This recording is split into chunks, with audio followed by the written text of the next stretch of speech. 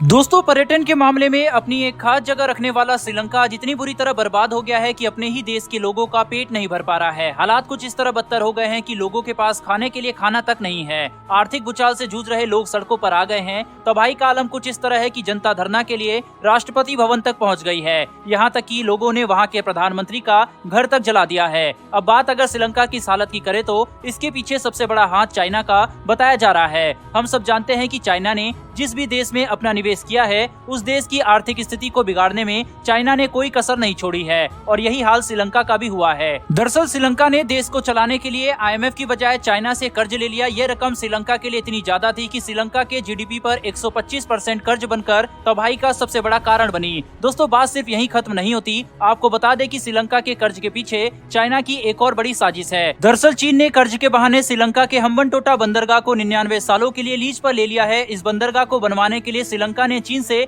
लगभग 1.3 बिलियन अमेरिकी डॉलर का कर्ज लिया था। हालांकि इसके निर्माण में चीन ने भी लगभग 1.5 बिलियन अमेरिकी डॉलर खर्च किया था, जिसमें से 1.3 बिलियन श्रीलंका को कर्ज के रूप में दिया था। अब जरा इस कर्ज के पीछे चीन की मंशा को समझते हैं। दरअसल 2016 तक हम्बनटोटा पोर्ट के परिचालन में लगभग 46.7 बिलियन श्रीलंकाई रुपए का नुकसान हुआ। बंदरगाह को बनवाने से लेकर इसकी मेंटेनेंस तक जब बार बार श्रीलंका को नुकसान झेलना पड़ा तब उसने मजबूरन चाइना को इस बंदरगाह को सौंप दिया। आपको बता दें कि इस बंदरगाह की वजह से श्रीलंका को 1.7 बिलियन अमेरिकी डॉलर कर्ज अभी चाइना को वापस देना है। हालांकि अमेरिका और भारत हमेशा ही श्रीलंका को चाइना से कर्ज न लेने की सलाह देते रहे हैं, लेकिन उस वक्त श्रीलंका और भारत के बीच दोस्ती इतनी गहरी न होने के नाते श्रीलंका के पूर्व प्रधानमंत्री महिंद्रा राजपक्षे ने भारत की बात न मानते हुए चीन से कर्ज लेना मुनासिब समझा। वहीं पर चीन ने श्रीलंका को कितना कर्ज दिया है इसकी अभी कोई पुख्ता जानकारी नहीं मिल पाई है, लेकिन कुछ रिपोर्ट्स का मानना है कि चीन ने लगभग 6 अरब अमेरिकी डॉलर का कर्ज श्रीलंका को दिया है। आपको बता दें कि आर्थिक तौर पर तबाह हो चुके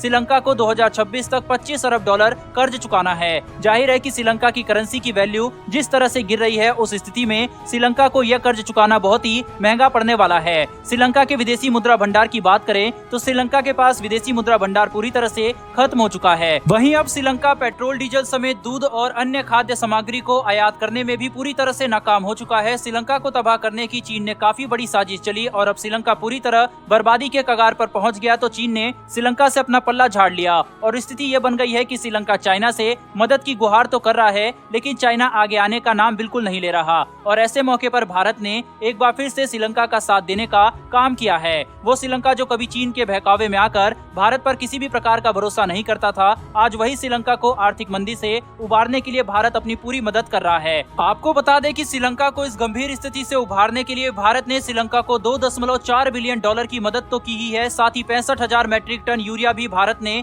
श्रीलंका को दिया है। गौरतलब है कि इस यूरिया के जरिए श्रीलंका अपने कृषि क्षेत्र को सुधारने का काम कर सकेगा। इतना ही नहीं, श्रीलंका के आर्थिक मदद के लिए भारत लगातार तेल सप्लाई भी कर रहा है। भारत ने श्रीलंका को बचाने के लिए 1 अरब डॉलर का क्रेडिट लाइन और 1.5 अरब डॉलर की मदद की है। विशेषज्ञ का मानना है कि भारत अगर अपने नेबर फर्स्ट यानी पड़ोसी नीति के तहत इसी तरह अपनी कूटनीति करता रहा तो श्रीलंका से चाइना का नाम मिटाने में ज्यादा वक्त नहीं लगेगा। आपको बता दें कि हाल ही में विदेश मंत्री एस जयशंकर ने बिम्स्टेक शिखर सम्मेलन के दौरान श्रीलंकाई समकक्ष से कई समझौते पर हस्ताक्षर किए थे। दोनों देशों के विदेश मंत्री के आपसी बातचीत के बाद एक बयान भी जारी किया गया था, जिसमें कोलंबो और दिल्ली के बीच राजनीतिक, सामाजिक और आर्थिक स्थिति को मजबूत बनाने की बात कही गई थी। एक तरफ भारत जहां पूरे मन से श्रीलंका की मदद कर रहा है, वहीं चीन ने श्रीलंका को दरकिनार कर दिया है। वहीं इसी साल जनवरी में जब चीनी विदेश मंत्री श्रीलंका के दौरे पर आए तभी श्रीलंका के राष्ट्रपति गोताबाया राजपक्षे ने अपने देश के आर्थिक हालात को सुधारने के लिए चीनी विदेश मंत्री से बात की थी। उन्होंने चाइना से कर्ज चुकाने के लिए